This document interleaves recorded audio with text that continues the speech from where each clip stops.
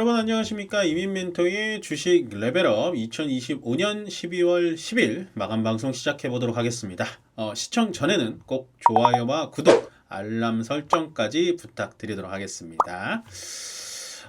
일단은 오늘 시장은 전체적으로 요거였어요. 거리두기 시장, 그러니까 눈치 보기 장세라고 보시면 되고요. 역시나 내일 새벽에 FOMC라는 빅 이벤트를 좀 남겨놨기 때문에 어제와 오늘의 시장의 분위기는 굉장히 비슷했다. 그치만 우리가 주식 레벨업을 매일 보는 이유, 그리고 저의 방송을 보시면서 매일 공부하는 이유가 뭐냐? 시장이 아무리 재미가 없고 아무리 눈치 보기 장세라더라도 갈 놈은 갑니다. 주도 섹터는 언제나 존재하기 마련이고요. 그 주도 섹터에 편승하지 못하면 시장과 동떨어진 느낌을 가질 수밖에 없기 때문에 항상 공부를 하셔서 주도 섹터를 꼭 가져가셔라 라고 많이 강조를 드리고 있는데, 결국엔 거리두기 시장, 눈치 보기 장세는 맞지만 오늘도 역시나 로봇 제약바이오 쪽이 좋았다. 그럼으로써 코스닥이 코스피보다 확실히 좋은 장세를 보여줬다 라는 겁니다. 거기다가 이제 FOMC가 결국엔 금리 인하까지 결정을 만약에 내준다면 제약바이오에 대해서는 의심의 여지 없이 계속해서 시장의 주도주가 될 가능성이 높다라고 정리를 해드리겠습니다. 계속 좀 강조를 많이 드리고 있는데 시기의 차이일 뿐 아마 저는 시장의 주도주가 될 수 있을 거라고 보여지고요. 다음은 이제 어저께 이제 H200 이게 호퍼 시리즈라고 해가지고 지금 엔비디아에서 가장 좋은 칩이 블랙웰이고요. 그 다음에 아마 내년에 나올 게 루빈 칩이라는 건데, 그 블랙웰, 현재 가장 좋은 블랙웰보다 딱 한 단계 낮은 거예요. H20이라는 건. 근데, 아마 이제 우리가 예상했었죠. 중국이 어떻게 받아주느냐, 그리고 중국에서 어떻게 반응을 해주느냐가 가장 문제입니다라고 설명을 드렸는데, 중국도 이게, 급할 거예요. H200을 받는다라는 건 굉장히 큰 뉴스입니다, 사실은. 원래 H200이 아니라 요 공 하나가 없는 H20이었거든요. 근데 200을 받는다라는 건 기존에 받았었던 H20보다 한 6배 내지 7배 정도 성능이 좋다라는 건데, 당연히 중국 입장에서 H200 받고 싶겠죠. 근데 이 정치공학적인 얘기가 들어가고 외교공학적인 얘기가 들어가다 보니까 접근 제한 뉴스가 나오고 있어요. 근데 결국엔 받을 것이다. 그래서 제가 이걸 갖고 온 이유가 뭐냐면, 엔비디아의 H200이 중국에 수출이 되기 시작하면 수혜는 결국 누구일까? 엔비디아일까요? 아니라고 생각합니다. 저는. 왜냐면 트럼프 대통령이 지금 또 만든 법안이 뭐죠? 수출세 만들었잖아요. 수출세. 엔비디아에서 100만 원어치 수출하면 20만 원은 너 세금으로 내. 이걸 정했거든요.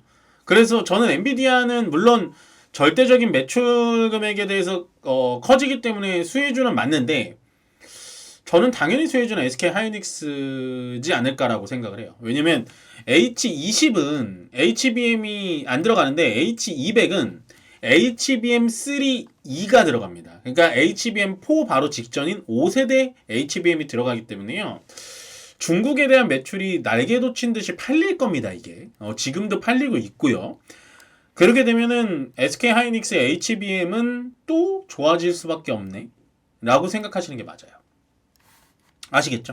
네, 그래서 이 뉴스는 뭐 당분간 커지진 않겠지만 또 갑자기 엔비디아의 4분기 실적 발표하고 내년 1분기 실적 발표할 때 중국에 대한 매출이 이만큼 커졌대 하면서 SK하이닉스가 갑자기 우리가 예상치도 못한 타이밍에 또 쭉하니 올라올 수가 있다. 그래서 이 뉴스도 여러분들 꼭 챙겨 보셨으면 좋겠다.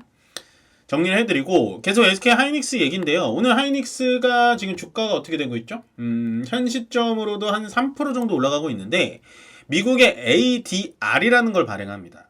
요게 여러분들 ADR 발행이 있고 GDR 발행이라는 게 있어요. 근데 A가 뭘까요? 아메리카예요.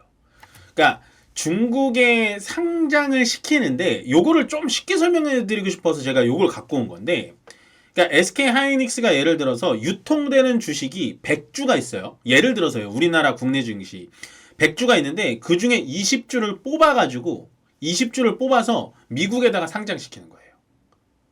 그럼 뭐가 되겠죠? 우리나라 국내 증시는 원래 100주가 유통이 되다가 80주로 줄어들겠죠.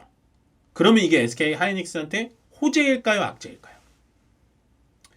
보통 자사주 소각을 하면은 종목이 호재죠. 그게 왜 그러냐? 돌아다니는 유통 물량을 잡아다가 그거를 없애주니까 종목의 희귀성이 있다 보니까 유통되는 종목 수가 줄어들면 당연히 주식의 호재예요.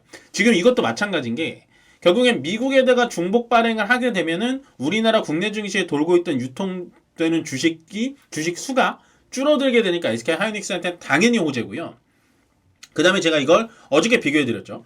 SK 하이닉스가 결국엔 미국에 상장이 된다면 마이크론 테크놀로지하고 비교가 될 수밖에 없는데 마이크론 테크놀로지와 SK 하이닉스의 현재 시가총액은 비슷비슷합니다. 비슷비슷해요. 근데 여기서 우리가 봐야 될 거. SK 하이닉스가 마이크론 테크놀로지보다 매출액이 2배가 넘어요. 그러면 SK 하이닉스의 지금 시가총액 평가, 그다음에 SK 하이닉스의 현재 기업 평가가 더 높아질 수밖에 없구나. 그걸 언제 우리가 선행학습했냐면 TSMC 있죠. 대만의 TSMC도 실질적으로 대만에 상장이 돼 있는데 ADR 발행으로 미국에 상장이 돼 있는 거예요.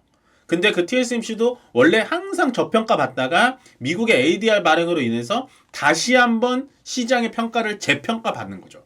그래서 SK 하이닉스는 마이크론 테크놀로지랑 비교를 한다면 당연히 지금 저평가 돼 있기 때문에 아마도 만약에 이게 진짜로 진행이 돼서 미국에 상장이 된다 라고 하면 SK 하이닉스한테는 당연히 좋은 소식. 그러니까 주가가 재평가받는 거에 플러스 ADR 발행으로 인해서 현재 우리나라에 유통되어 있는 주식 수를 줄인다.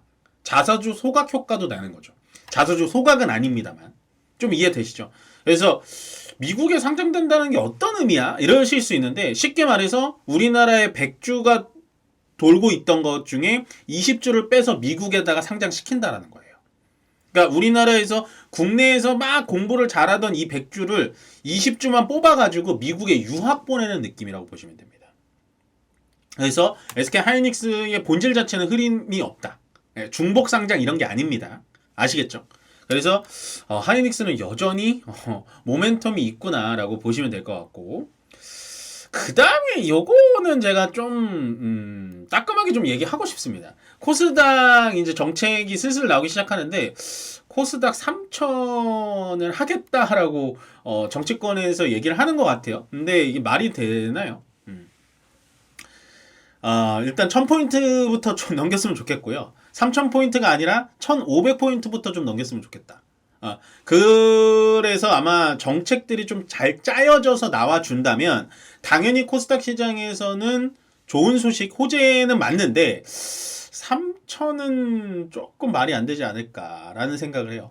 저는 물론 3천을 가면 좋겠지만 당장에 지금 1000포인트도 넘기지 않는데 3천? 한 2천이면 제가 조금 이해했을 것 같은데 3천은 좀 조금 그렇지 않나. 아직도 고쳐야 될 게 많아요. 그렇게 생각합니다. 그래서 저는 이거에 대해서 부정적으로 말씀드리는 게 아니라 이 코스닥 시장은 제가 계속 연말, 연초까지 코스피보다 코스닥이 좋다라고 설명을 드렸다시피 절대 이거에 대해서 부정적으로 말씀드리는 게 아니라 목표를 잡아도 좀 크게 잡는 건 좋지만 너무 얼토당토하지 않을까라고 조심스럽게 좀 말씀을 좀 드려보는 겁니다. 그래서 일단은 정부에서도 지금 코스닥 키우기에 대해서 정책이 슬금슬금 또 나오고 있구나. 코스닥은 긍정적으로 봐도 되는구나 라고 힌트를 얻어가시면 좋을 것 같고요. 바로 이어서 강세업종을 좀 들어가 보겠습니다. 오늘은 위에 제가 제약바이오라고 하나로 묶을까 고민을 했었는데 그 정도로 제약바이오가 오늘 강세업종이에요. 네, 제약바이오가 저번 주부터 계속 여기 있었죠. 약세업종 보자. 의료외의 비만치료제, 오늘 펩트론도 갑자기 급등을 했고 D&D 파마텍 전체적으로 다 좋았습니다. 의료 AI 쪽도 좋아요.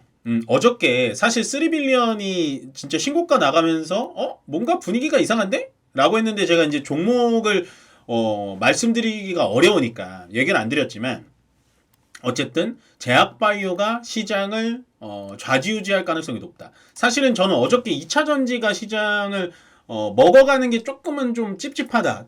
좀 이해가 안 간다라고 말씀을 드렸거든요. 사실은 2차전지는 현재 코스닥에 상장되어 있는 2차전지보다는 코스피에 상장되어 있는 2차전지들이 먼저 움직여줘야 되는 시스템이에요. 그게 그래요. 원래 ESS가 돌아가든 양극재가 돌아가든. 근데 제약바이오만큼은 기술 집약도로 본다면 코스닥에 있는 애들이 훨씬 기술력이 좋은 애들이 많거든요. 코스피에도 제약바이오가 있기는 합니다만 삼성에피스, 그 다음에 삼성바이오로직스, 셀트리온 뭐 이런 애들은 어떻게 보면은 기술보다는 CDMO, CMO 쪽이에요. 그렇기 때문에 제약바이오가 이런 식으로 코스닥에서 움직여준다? 아, 연말, 연초까지 갈 수 있구나라는 확신을 오늘 조금 더 했던 하루지 않았나. 굉장히 좋아 보이고. 유리기판 어저께 강조 드렸죠. 여러분들이라도 사셔라. 예, 오늘도 연속적인 좋은 흐름 나옵니다.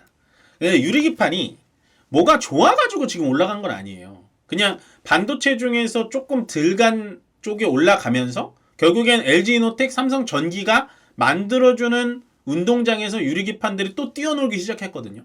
그렇게 되면 유리기판도 저는 좀 탄력성이 있어 보인다라고 보시면 되고, 로봇은 뭐 강조 안 하겠습니다. 이제 코스닥에서 봐야 될 건 2차전지 제약바이오 로봇이라고 말씀드렸는데 돌아가면서 계속 올라가니까 포트에 담가 놓으셔라.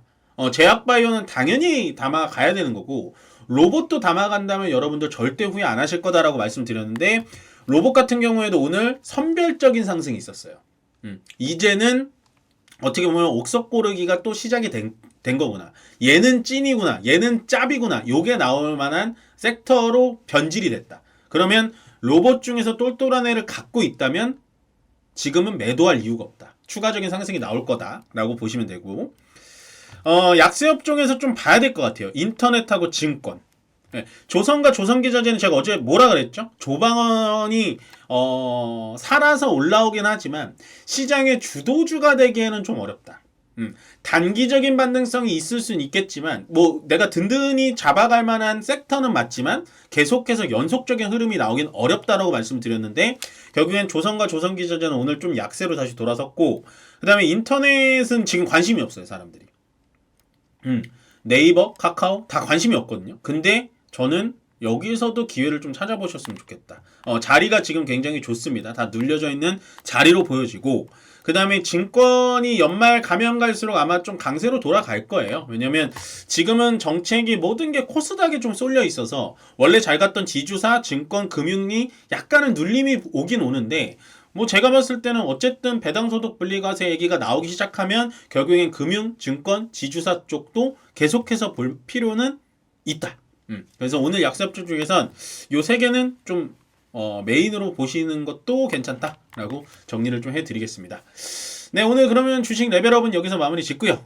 꼭 영상 시청 중에 좋아요와 구독 그리고 알림 설정 꼭 부탁드리고요. 저는 내일 다시 여러분들 뵙도록 하겠습니다. 고맙습니다.